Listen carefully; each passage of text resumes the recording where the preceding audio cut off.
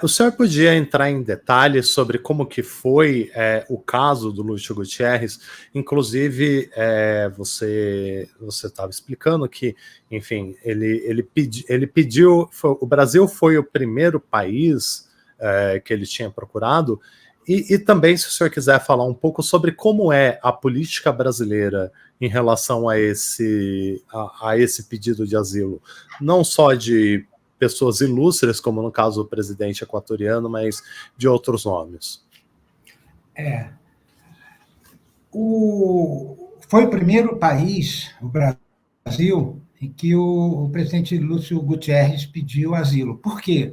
Porque ele tinha uma história pessoal com o Brasil, né? Ele foi eleito presidente, ele era da carreira militar, era coronel do Exército, mas foi eleito com um apoio muito grande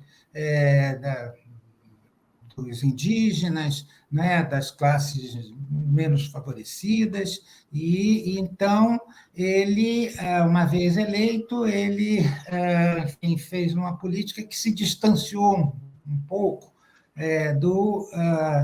do eleitorado dele, e aí ele foi perdendo apoio junto à população, foi perdendo apoio também junto à classe empresarial, ao meio político, e então, finalmente, ele estava realmente sob uma grande pressão e viu que ele tinha que sair, fugir do país, porque senão ele estava ameaçado de morte, né? E não só política, mas morte física.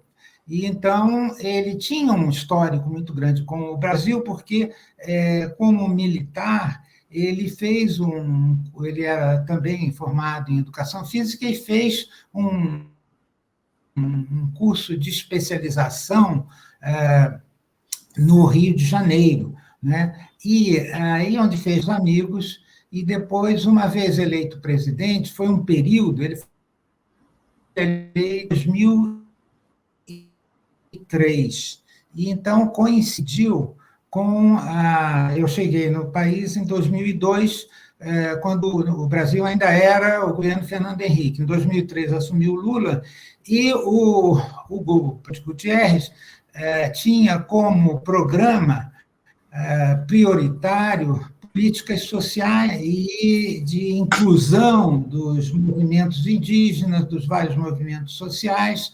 E então o Brasil, com o Fernando Henrique, iniciou programas de políticas públicas, de políticas sociais, e o Lula, logo que assumiu, também priorizou muito isso, e o Brasil, digamos, desde o Bolsa Escola, no período de Fernando Henrique, tinha, digamos, uma tecnologia de políticas sociais bastante já exitosas e que se confirmou muito no período Lula.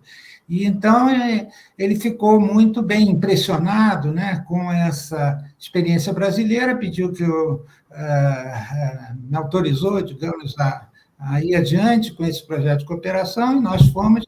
Então, na parte social, na parte de políticas públicas, havia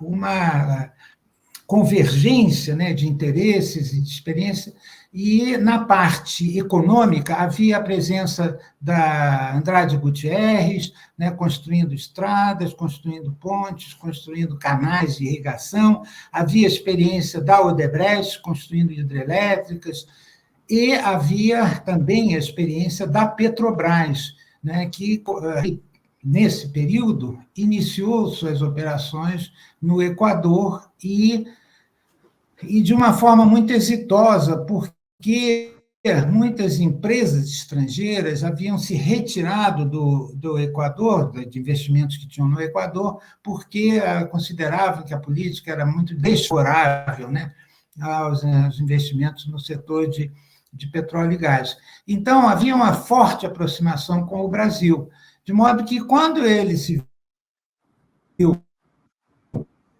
ameaçado e destituído, ele saiu de helicóptero do Palácio Presidencial, foi para o aeroporto, no aeroporto pegou uma avioneta pensando em digamos, ir para o estado e a cidade de Tena, né, que era a capital do estado na Amazônia Equatoriana, onde ele tinha sua base eleitoral, etc. Só que quando ele se deslocava nessa avioneta, a população já havia tomado a pista do aeroporto. E então, digamos, o piloto disse: impossível, presidente, impossível. E aí ele voltou, né, lá no aeroporto, e então telefonou para a embaixada e pediu asilo, e eu tenho que consultar, preciso de um período mínimo para consultar Brasília, aí consultei Brasília, e então o secretário-geral, né, que nessa época, nesse momento, era o ministro de Estado interino, então ele me fez algumas perguntas e eu respondi, então ele está concedido. Bom, se quiser, depois eu posso falar quais foram as perguntas que ele fez. Mas então foi assim, a história foi essa. E aí o que fez? Ele me ligou, eu respondi que estava autorizado e que ele poderia, então, já imediatamente se deslocar para a embaixada. Eu avisei, né, e ele chegou na embaixada num carro particular dele mesmo, né? E então ficou durante 4 dias na embaixada, e durante esses 4 dias eu negociei, né, um documento que é essencial para a retirada, né, do asilado do país, que se chama salvo-conduto, né? E foi muito complicada essa negociação, porque, obviamente, o governo local, que era contra, né, o ex-presidente Lúcio Gutierrez, não tinha nenhuma, digamos, boa vontade em conceder esse salvo-conduto, né? Mas, ao mesmo tempo,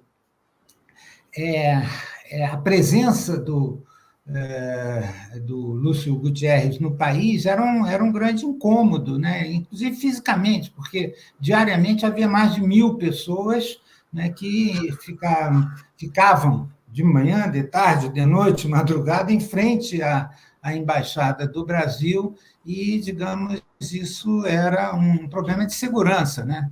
E então, finalmente, depois desses 4 dias, eu consegui o salvo-conduto, e o meu argumento básico era esse, que, ao retirar o presidente do Equador, de certa forma, eu estava retirando um problema deles, né, doméstico, né? E então houve muita ponderação, né, por parte do Itamaraty, do Celso Amorim, e até por parte do próprio presidente, do presidente Lula, e então eles concederam salvo-conduto. Ele foi de helicóptero, eu acompanhando, né?